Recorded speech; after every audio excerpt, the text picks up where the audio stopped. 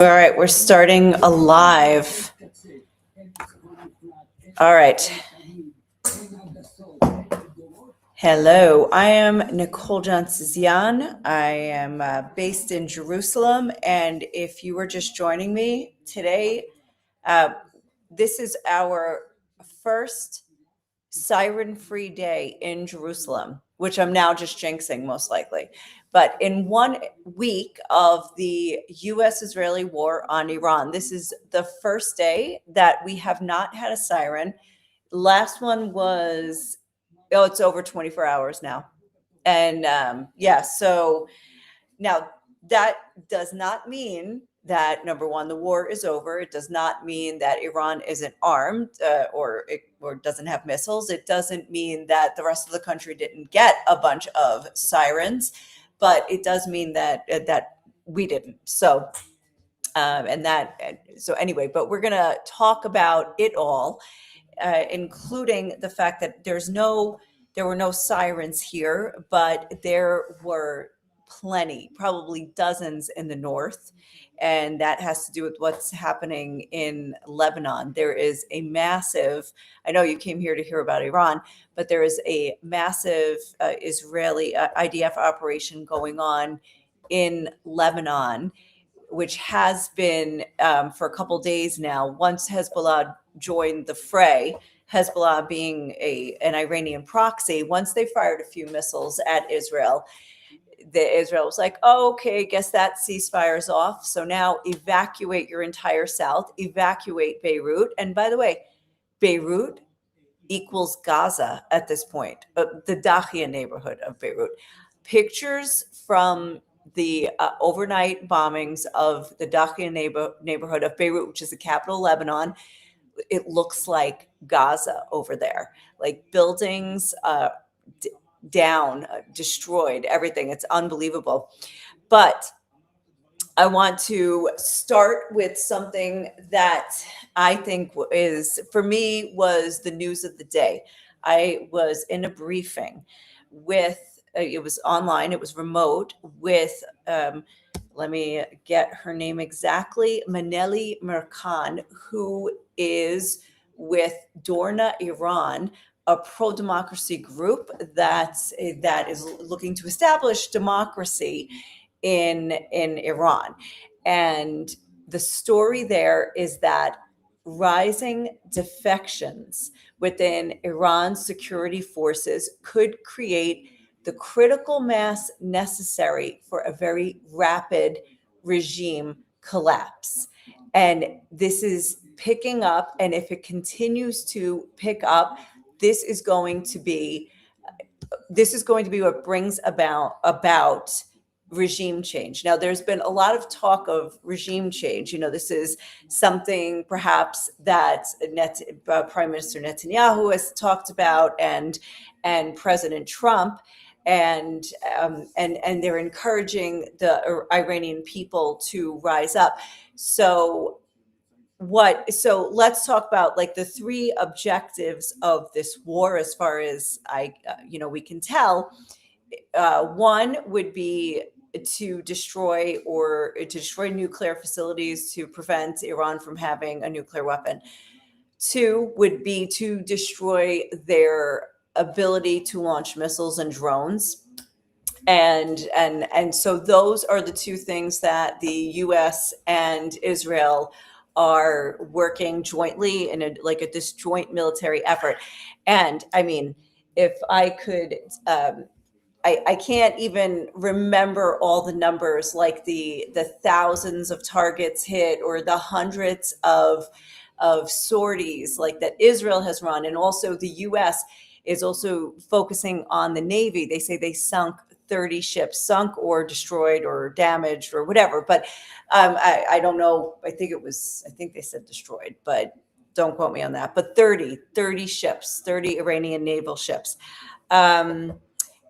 Israel just today, I just heard that they attacked 20 besieged police stations in one city, or in Elam, I think, in just that district. So that also means I've been saying this all along,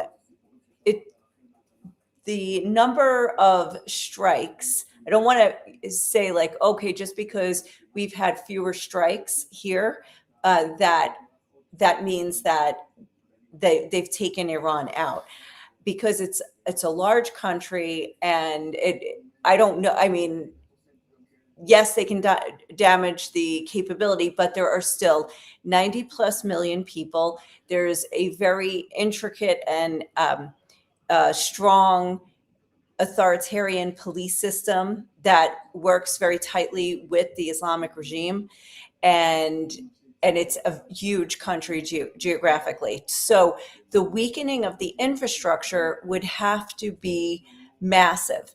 And after what I heard today in this interview, I think maybe that is more convincing than all of the numbers that the Israeli military is putting out and that the US military is putting out. Because this woman presented reports that she says she's getting from her sources on the ground. And she said that we have a very intricate network, and they're in key positions in key places around the country, and they're reporting back to us. So I'm just going to read to you a little bit of what she said. So this is Maneli Merkan. She said, we are beginning to see signs of defection and collapse within the middle levels of the repression forces. If defections accelerate, the collapse of the regime could come very quickly. She also said that there is a clear sense of disorientation among regime troops. The attacks have heavily damaged the intelligence, logistics, and communications infrastructure. She said, there is a lot of moral fatigue for many of them. The only thing that still holds the system together is the regime's propaganda. Now, which means that she said that they need to continue to take out the communication sites, because the propaganda that which she calls propaganda of the regime that they are putting out is that, first of all, they say they killed 400 American soldiers, and they're talking about downing American planes. And so this is what, if the soldiers on the ground, if there are soldiers and there are police on the ground that are setting up checkpoints and doing like military lockdown on different cities, if they hear that and they think they're winning, then they will continue to be strong. But if they start to, like, if their morale is shaken, and that if they start to doubt what is actually happening in their country, then they are going to be impacted, because physically, she said, they already are, because she's saying that the Israeli American strikes are taking out the equipping lines. Like, they're not getting the basic needs to their headquarters, like in their far-flung city or in their base. They're not getting weapons, rearmament. They're not getting rearmed. They're not getting food and water. They're not getting like basic things. And so she said, as all of these things begin to crumble, it's just a matter of time, and it's starting to cause defections. So she told stories of besieged officers who are ditching their phones and in the hopes that, or to appear that they have been killed, so that they won't be, the regime won't search for them. So the regime will assume, oh, they're dead, because many have been killed. I mean, I don't have numbers, but Israel's claiming, and also there are sources out there that say that hundreds have been killed, if not thousands, of these officers. Also today, Israel said they went after a bunker in Tehran. Well, actually, I don't know if it's Tehran, but it was Khamenei's bunker, and there were some top level leaders there. And anyway, they and they were all killed. So, let me see something. I'm just saying hi to Zem. That's so weird. She said she doesn't see me on, but okay. On what? On live. Oh. Yeah, What does she use on? Is she Facebook? probably. But it should be. I see you on Facebook. Yeah, all right. So it's just her. Anyway, okay. So let's keep going. Okay, so she said, she was saying also, wow, I just found a mistake in my article. All right, somebody will fix it. Lee, if you're watching, LT, that's up to you. Or Maira, whoever is the privileged one that gets that. Okay, so they no longer have clear command structures. They don't have places to rest or resupply. Their equipment has been hit and their communications are severely disrupted. They are in deep, deep trouble in terms of their equipment and communications. All right, then this is dovetailing with what I heard from a former U.S. intelligence officer, Middle East analyst Michael Pregent, who said that this is a great strategy. Is don't kill all the ranks. Don't just go for the top. Remove the top leadership so that the lower ranks realize the system is collapsing. Then he said you offer them a choice: defect and receive amnesty, or continue fighting for a regime that is losing control. And he actually compared it to the U.S. experience in Iraq, and he said that that it caused it created many enemies for the U.S. because instead of offering amnesty, everybody was treated as an enemy. But he said it'd be better to work with them. And this is what appears to be unfolding right now. The senior leadership, I mean, again, I don't have numbers, I can't name names, but just even today, somebody else, there was another targeted assassination of a top intelligence commander in Iran, and who was eliminated, or Israel says he was eliminated. Iran has not said it yet. And so these officers are gone, and the mid-level officers, or the lower level, the lowest rank, they don't have a leadership now. So they're out there assigned to some far-flung city, all the way, let's say, on the Caspian Sea or on the border with Azerbaijan, and they can't get supplies, and they have no commands coming in. They're not sure what to do. So this is creating the situation on the ground now, or creating the conditions on the ground for let's say a few things leading to regime change. Much still has to happen. Now, the US and Israel have said that they're not going to send ground troops. And by the way, Susie, thank you for letting me know. So it's just, all right. Because somebody messaged me and said, I don't see you on, but okay, good. Okay, so otherwise I'm talking to the air. That'd be so sad, right? Um, okay, so the US and Israel both said they're not going to send ground troops. So, and at this point in a country, like you can't do it all from the sky. There has to be something that happens on the ground to affect this kind of change. So the conditions are being created now.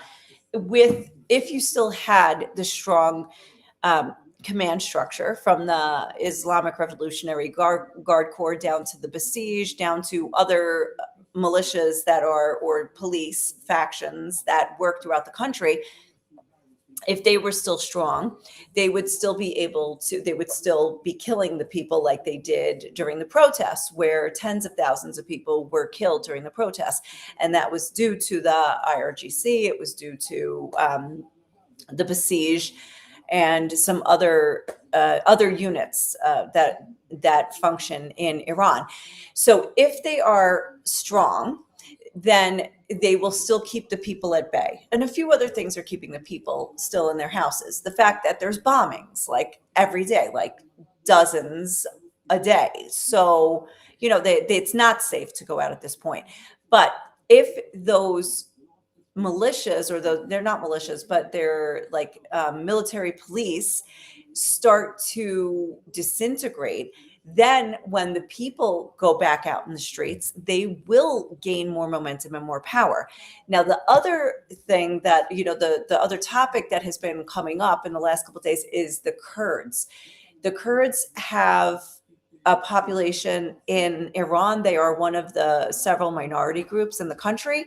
They also are the largest people group without a state. And they are all throughout the Middle East and the Caucasus. So we have heard that they are being armed and equipped to carry this out. And also they're in Syria on the border with Iran.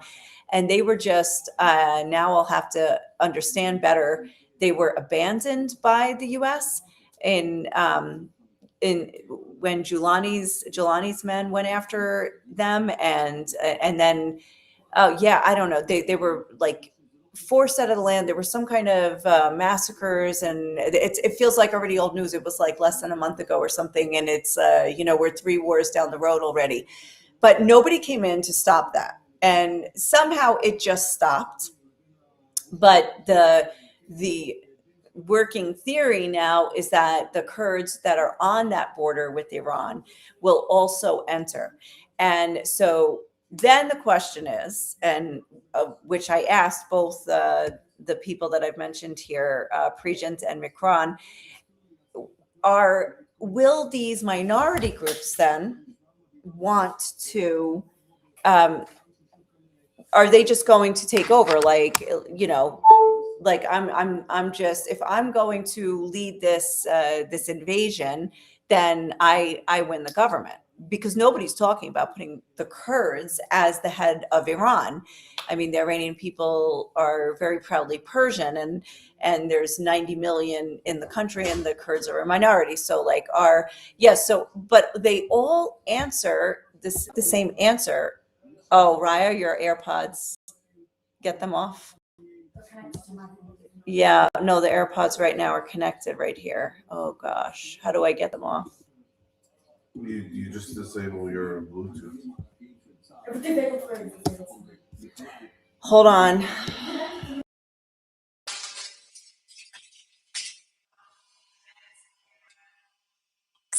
There's no it's connected. Shut down your Bluetooth.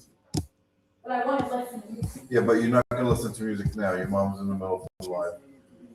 Did you guys lose me there for a while? Because my daughter walked in the room with her AirPods, and so it went there. Yeah, yeah. So, did you guys lose me there? No, I'm back on, Tony. I could tell. Can you put me lower? I don't want to hear myself. Keep it lower. Yeah, Okay. All right. So anyway, you gotta love it. Okay.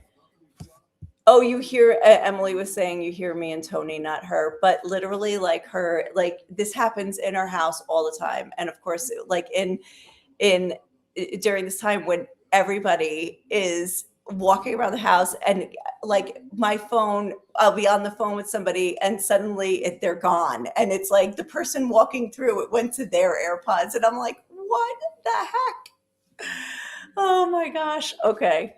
Oh, Melissa says we could always hear you. You just heard them connecting. No, it literally said on my computer, it's like connected to Raya's AirPods. And I was like, oh my gosh. Anyway, that's so funny. Okay. All right. So all the people I've interviewed have said that they are not concerned that, yes, live from home with kids in the house. Yep, this is it. Yeah, we have thrown professional like out the window, and it got intercepted by the Iron Dome. So we're done with professional. It just can't be. I mean, the other day I was riding the stationary bike. I should actually like do that right now because I haven't left the apartment today, not because of missiles, but because I was busy writing and trying to comprehend all of these things that I never before knew, like, the potential regime takeovers in Iran. So, oh, Jennifer said the days of Daniel hanging up on me are over. Now it's Raya.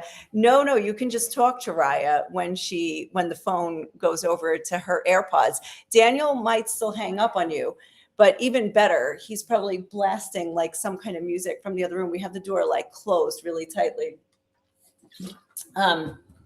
Okay, so yeah, he used to hang up. He not just hang up on, he would call people. He doesn't do it anymore, but he would just go to the FaceTime app and just call the last 20 people on the list. And people be like, oh, Nicole, I missed your call. I'm like, I don't call you. Like, oh, sorry. So, okay. So anyway, so from what I can gather, wait. In Israel, they're planning for another week of attacks. In Iran, and is this true? This is from Channel 11 or from Khan News. They said the Mossad is sending a message to Iranians. This is the time to help or to create the regime change. Can you mute me, please? No, but somebody's saying here your voice is gone. You're not reading your comments, darling. So I'm trying to help you out. No, I don't have that yet. From Melissa. Now your voice is gone. I cannot hear you unless the issue's on my side. But Okay. then Jennifer said I hear, so. All right. I'm not reading my comments. It was 2 seconds ago. You know what? We have to be on top of things, darling. All right. Anyway, so you can see, like, even the what do you call it? Even the Mossad is saying, like, to the Iranian people, like, now is the time to rise up for regime change. Also, let's see, the American officials are saying the second phase of the war has begun. It is expected to continue another 2 weeks. So this is just some breaking news, not quite breaking news, but headlines that are just coming out right now. So Jennifer says, this is why you're here, to be on top of things. Tony's like monitoring in the background, everything. This is so funny. Okay. So defections. If these defections are also happening in other countries. Now, I don't have numbers again on the extent of the defections. This is also what this woman said, that there are, even among like diplomatic missions in other countries, that some are defecting. And so what she was saying is that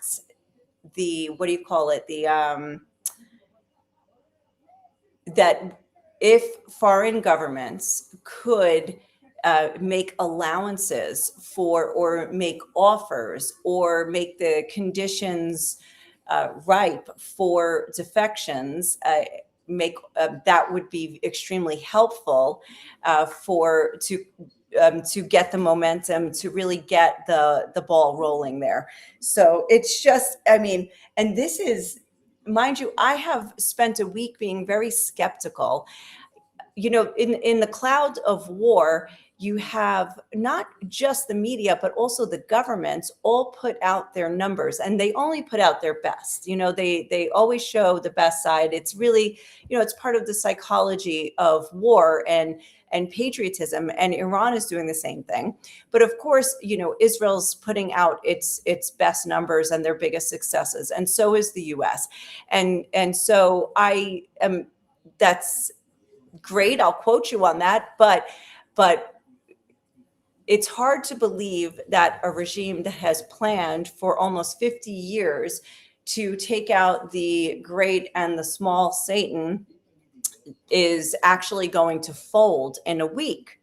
And so I have remained skeptical, despite the fact that we have, I don't know if we're going to get an alert right now, but as I was saying, there was just detected launch from Iran. And I jinxed it. I totally jinxed it. There was somebody on YouTube asking you, have the air raid sirens? Yes, let me get to that. Okay. So have the air raid sirens lesson. So for us in Jerusalem, we have not had one in over 24 hours. But in the north, it's been extreme, but that's from Hezbollah. And there were a couple of Iranian launches today that went to like the Tel Aviv area and south.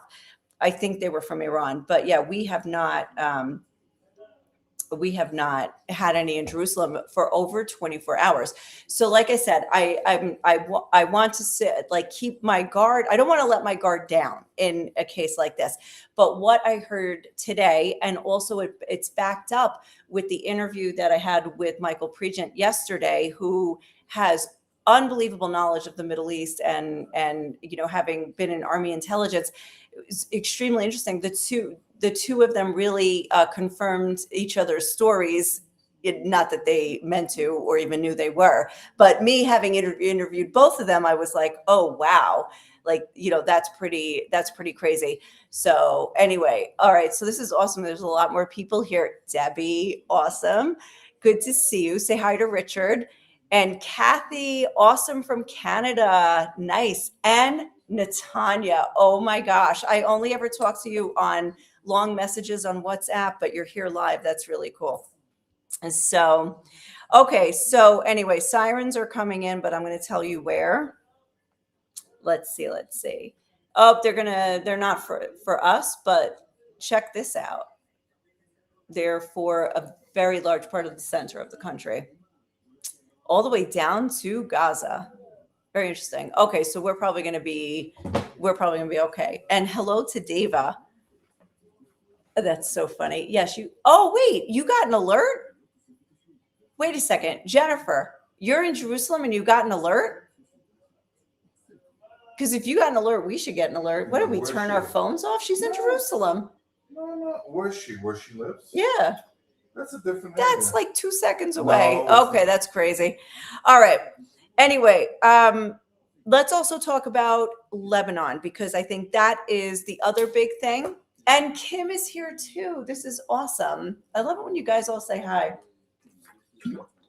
It makes it it gives the camera a face. It's awesome. Marsha, thank you very much. Oh, look at this. So you guys are all getting alerts and I'm not. That's so funny. Not like I care. Whatever. All right, we're going to sit here. Look, you can check it out. I cannot get this blur background off of my computer for the life of me. All right, so Lebanon. So there is, and hello to Mary. Let's talk about Lebanon, what's happening there, because the Israel's gone in. They're probably going to create a buffer zone. They're talking about creating a buffer zone. It's going to be, Israeli troops were already in there, and now they are talking about evacuation of the south for sure. Hundreds of thousands of people, but also Beirut. And this neighborhood in Beirut is known to be the Hezbollah neighborhoods where they had all their headquarters. And so they did some bombing raids there, looking for the adjective for that. Major bombing raids. They called for evacuation first. It was like a ghost town, and now it looks like Gaza. So I don't know where. I was trying to get up to date on some of the information for. By the way, it's in Ashdod, Jennifer. I'm not getting any sirens or alerts, but I'm seeing that Ashdod is, so it's a good thing you came to Jerusalem. Trying to find out from Lebanese media what the people there are saying. Now, on one hand, there's a good portion of Lebanese that want to get rid of Hezbollah. Hezbollah is the largest non-state militia. They had 100,000 fighters. I assume they still do. They had up to 200,000 weapons in their arsenal, drones and missiles and rockets, but Israel's been pounding them even since the ceasefire at the end of 2024. And another thing that further weakens Hezbollah was the fall of Bashar al-Assad in Syria, because that cut off, because their Sunni, and I think this is partly to do with it, which makes them anti-Shia, which is Hezbollah and Iran. But having Syria right there in between Lebanon and Iran basically cut off a physical pipeline of support and weapon shipments and to Hezbollah.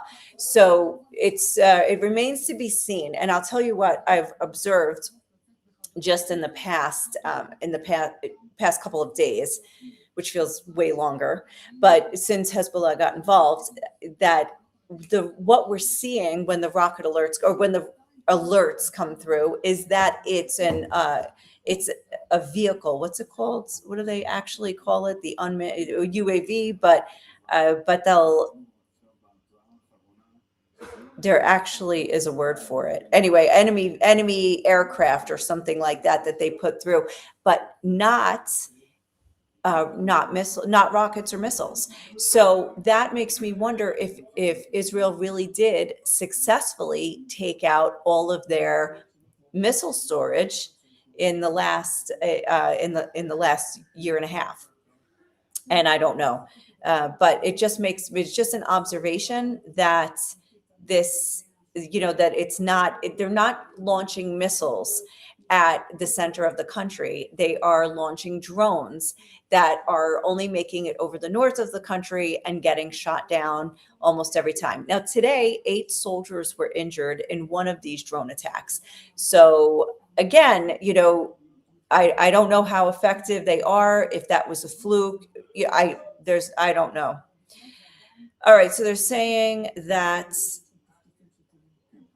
is this again that is happening? No, that was 5 minutes ago. All right, cool. I think we're in the clear. So it's a good thing, anyway, that I'm here in Jerusalem. And Walter, are there troops on the ground in Iran and in Beirut? There are no troops that I know of that have been reported, that have been admitted to in Iran. I do not think there are troops also in Beirut. At least it hasn't been said, but there are troops in southern Lebanon, for sure. And we'll have to see to what extent they go in and if they plan to open up a ground war. Let's see, what else? I think I may have come to the end of everything that I know for today.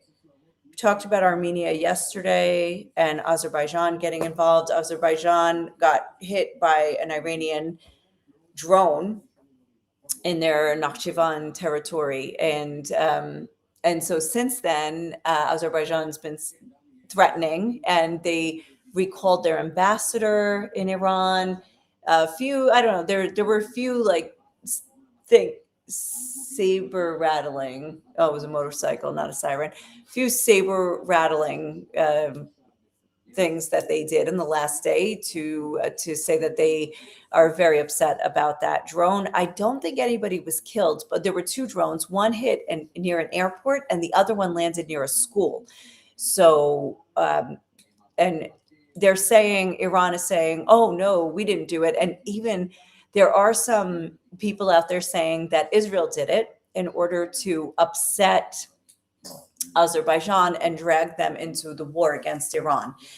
I think Bahrain was hit pretty hard in the last day. I think some of there were a couple places they're hit. I think for sure American sites, but Bahrain declared a state of emergency, I believe, yesterday. So here we go. CENTCOM Commander Brad Cooper also said last night Iranian forces fired seven attack drones at civilian residential neighborhoods in Bahrain. This is unacceptable and will not go unanswered. So they hit Bahrain. I think they had been going at the UAE. I think Saudi Arabia was hit again today to some extent. Jordan's been hit.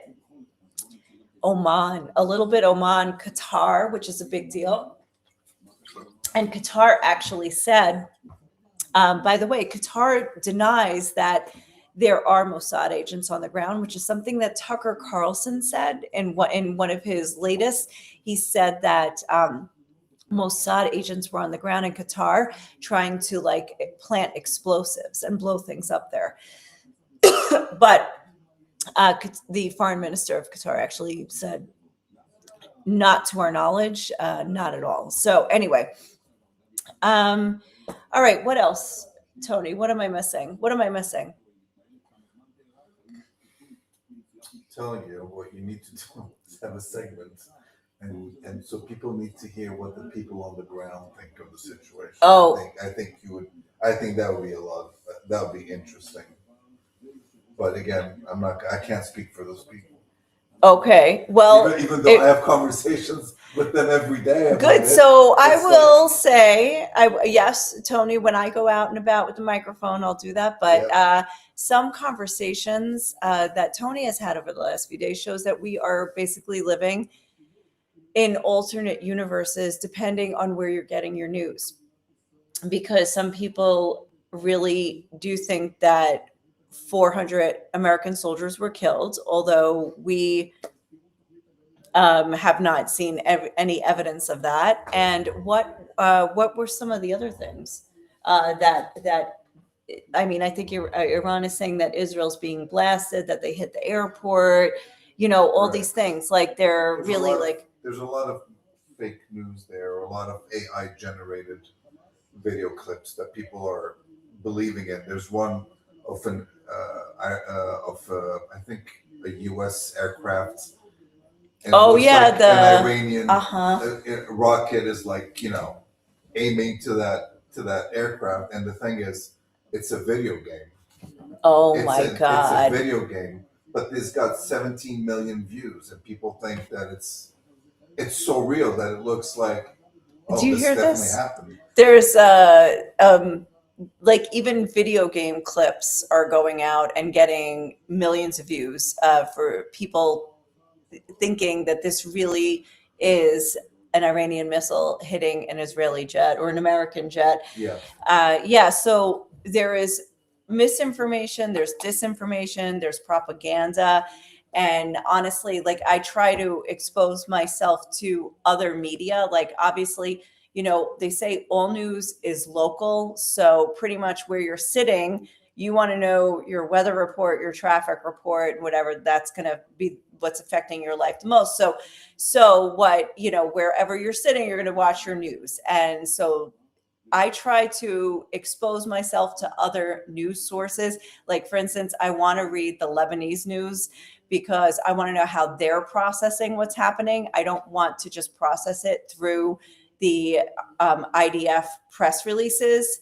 I would like to know what the people there are actually thinking. Now, it's a little bit trickier with Iran.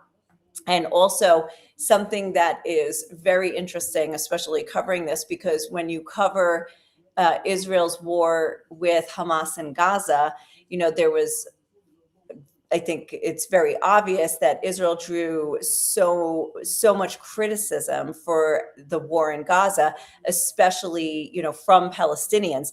Now, Israel is conducting an extremely deadly war as well in Iran, but Iranians are actually thanking Israel and praising Israel. I have seen so many videos that are trickling out of Iran, which, by the way, there's no internet again, but there are videos getting out. And there was this one where she said that even if I die in this, thank you, President Trump, and thank you, Prime Minister Netanyahu.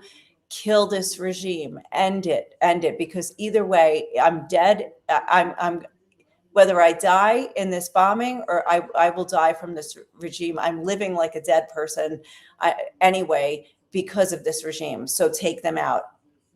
So it's very different, and it's like quite a mindset shift that you have to make as a reporter, just to not go into the logical path of like, oh yeah, it's if Israel versus Iran, and obviously they're enemies, but ironically the people are are not, as opposed to the Israeli-Palestinian conflict. So it's just, it's a little bit of a mind shift that you have to make. And of course, there are still opinions out there, and a lot of the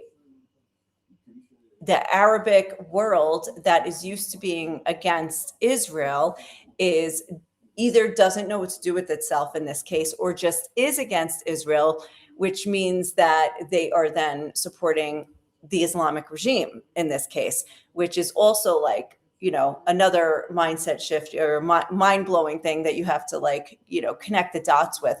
So there's just so much out there, and it's the fog of war. So it's all in,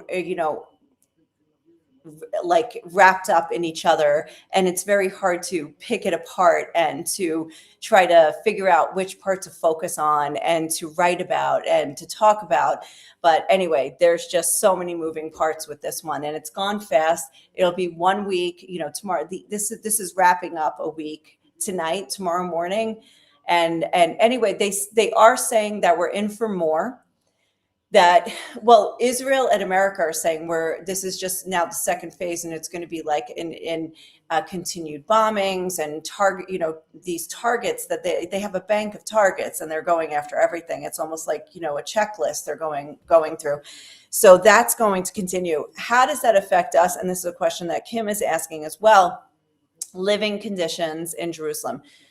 Buses are running, I think, which I was really surprised about, because there is some sort of lockdown and restriction. Like the restriction was 50 people. First it was 0, no public gathering, no nothing. But then they put the limit up to 50, and they said for a couple of days you couldn't go to work.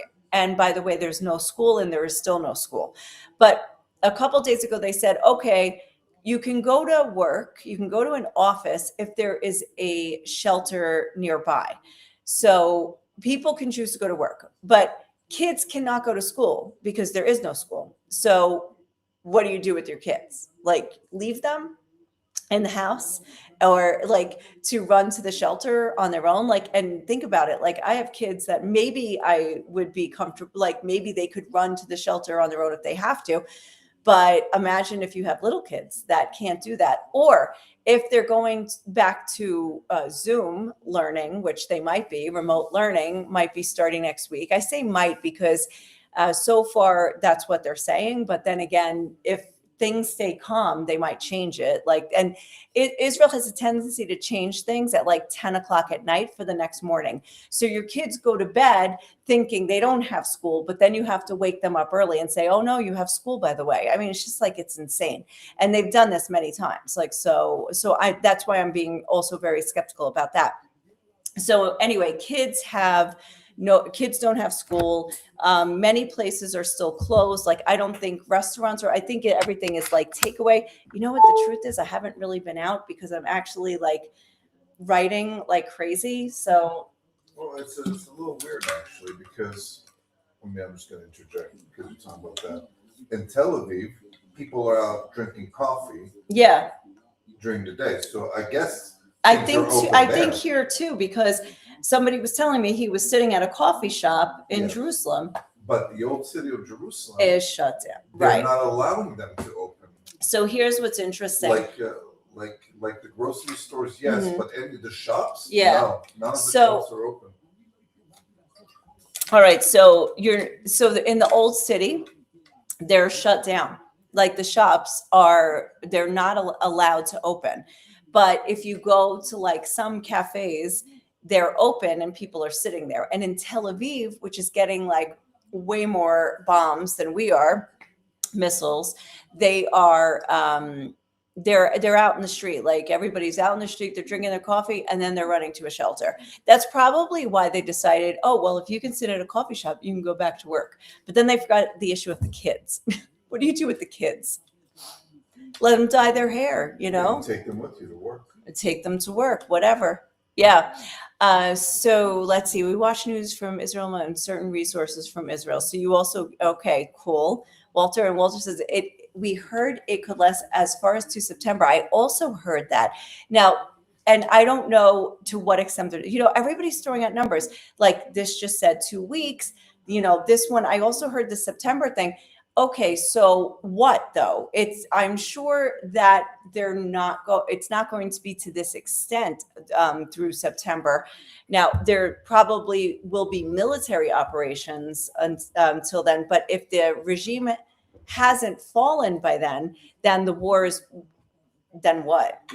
And it would have to have been over in some way or another, because there's no way it lasts that long, right? We're in March. So, but something will be going on till then. So maybe they're talking about like the follow-up, like getting back to Strait of Hormuz, or installing a new government. Right. So the other thing I want to tell you about the government though was that today Reza Pahlavi, the crown prince, the son of the Shah, from, that was kicked out in the Islamic Revolution 47 years ago, he said today he's accepting a place in a transitional government. So he seems to be the one. Again, I can't speak for the Iranian people, but most that I've interviewed, most of them say, oh no, he's the accepted one. He's the most popular among everybody. So this is, I've heard the most positive about him. So anyway, so that's just, so let's see what happens. And it's interesting that he announced it today. By the way, I also heard he's not getting airtime on the major channels, which really makes me wonder. There's like always something going on behind the scenes. So he gets on like not even Fox, sometimes Fox, but like the lesser right-wing channels and stuff. So anyway, very interesting. All right. Well, on that note, I am going to wrap it up. Also, because Raya is doing sign language to me from across the living room. You love me too. I love you too. Love? Was that love? L-I-V-E. I thought you were saying love. L-O-V. Wait. Oh my gosh. E-B-C-D-E. I love you too, Raya. She did live, not love. I thought she was saying love. Thank you for loving us. Anyway, so gonna end it on that note. Thank you for joining. If you would, Bria's still doing this in the background. I don't understand it. Jennifer says, put her on camera. and Emily, Zemi says hi. But yeah, I was going to say, if you are on YouTube, or please subscribe to the YouTube channel, and you can also get alerts and notifications as well, not just on Facebook, but on YouTube when I go live. And also you can subscribe to my Substack, and that would be a great place to support my work. I'm going to be doing more writing there and putting more of my articles online there. So anyway, I would appreciate that. Thank you very much. And Raya is still playing over there. She's probably not going to appear on camera. Oh. And Zemi says she will subscribe because she needs the updates on the hair situation as it progresses. Wow. The hair situation is going away.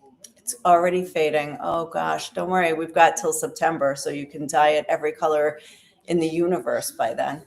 I probably would. All Next right. will be purple. I'm just saying, you guys.